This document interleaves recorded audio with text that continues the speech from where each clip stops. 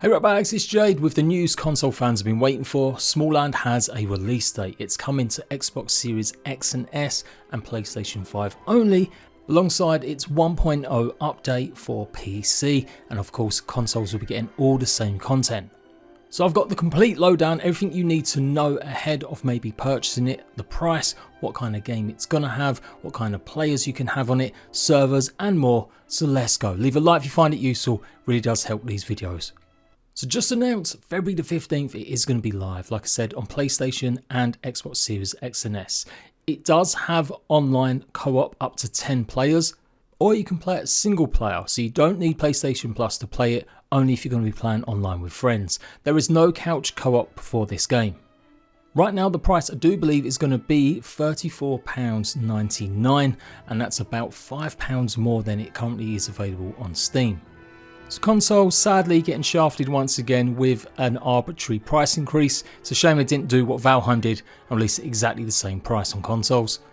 One good addition is you can buy this physical. You can go to the Merge website and you might even find it in stores. There is going to be a physical copy editions of Smallland.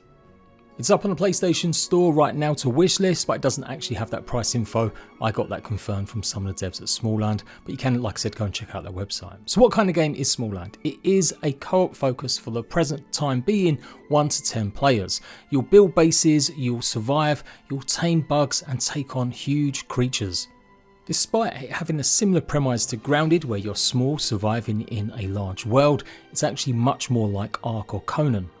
It's a typical survival game where you will need to eat and drink and make sure that you are wearsome of some of the temperature changes that can happen either at night time or throughout different seasons. There's lots of variety of different bugs and creatures in the game, and some of these you will be able to tame and ride.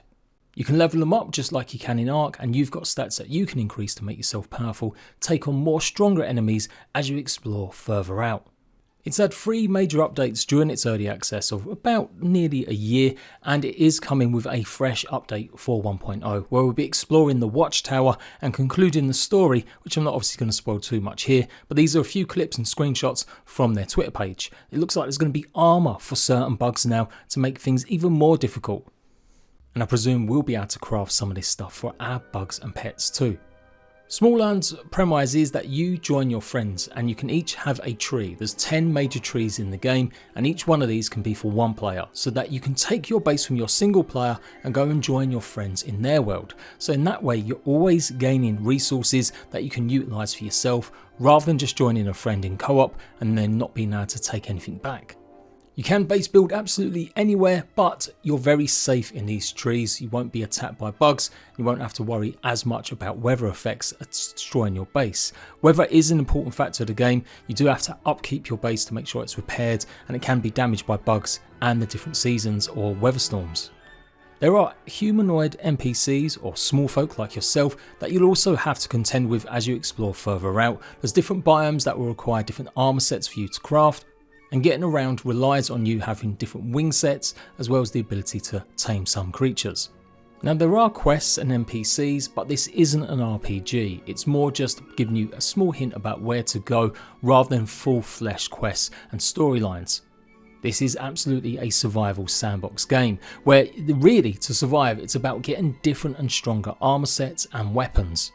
That's the main focus of the game, as you also unlock the ability to get stronger and better creatures.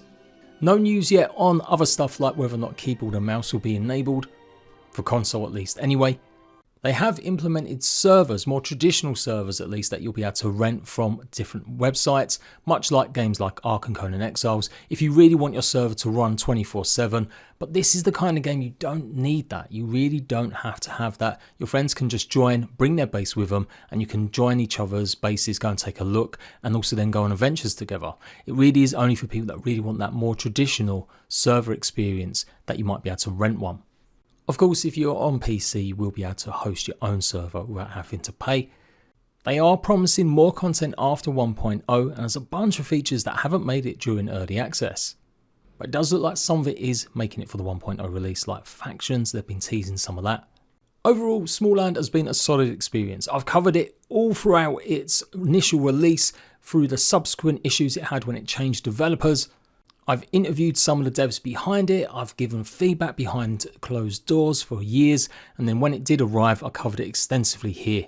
So go and get prepared if you're looking excitedly forward for Smallland by watching some more videos, but of course I'm going to have all brand new guides taking into account the new changes. Your character and your worlds, it does look like it's going to be safe. There's been no news or any info about any possible wipe, so don't worry, you're okay. The strong points of this game are definitely the building features. It's got some really versatile ways that you can build, and some of the creature designs and abilities I really like. The negatives is it does get a little bit one note, only really focusing on just armors or certain bugs. It'd be nice to see more of the bugs and creatures actually have abilities to be tamed. There isn't a lot to farm or kind of grow in the game. It's definitely more about just gathering resources. So it's just like a lot of survival games. It's very grindy, gathering enough materials to craft the best gear. During its early access run, it did have regular updates. I would give it a solid 7 out of 10 for the content it had at launch and then the subsequent updates. I'm eager to see what changes have been made for 1.0 and whether or not it can actually budge on my review score and go up a little bit higher. It is releasing at a very packed time, and I do question why they've chosen this particular date to release, literally a week before Nightingale, Sons of the Forest and a whole bunch of other AAA games. And with Power World and Enshrouded still doing incredibly well, it's going to be tough to get a lot of PC players at least. But console fans, I know you've been waiting for some brand new survival games, especially on PlayStation, where obviously you don't have Power World or Enshrouded. Doesn't look like there's any kind of crossplay enabled, and they haven't really mentioned that so far as I can see. Last few things, there are different game modes that you can play, or you can make it a little bit easier and harder with some settings that increase either respawn rates or make it tougher. But sadly, during early access, there was no creative mode added, and I'm hoping this might be part of 1.0, but it may be something they add afterwards. There are a number of bosses that you have to take on, and these rely on, yes, bringing the right kind of gear, but actually it's very cheesable. Lots of the bosses have very strict patterns, although they can be quite challenging and you can duck and dodge out of the way. It is a case of a lot of the enemies being very spongy and just whittling them down. A lot of the biomes have great scale in terms of exploring. You do feel like you're in the jungle or lost ruins, but some biomes do feel just a bit too large and sometimes empty.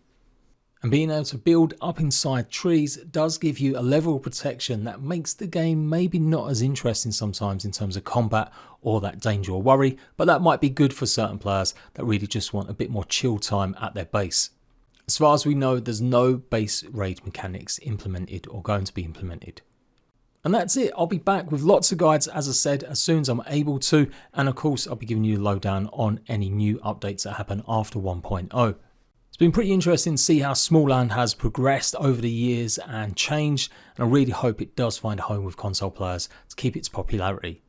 Are you going to be playing it if you're on PC? Are you too busy with other games? Are you really excited on console that you had maybe some disappointments like Ark Ascended? Let me know in the comment section, and I'll see you ratbags for more Smallland guides and news very soon.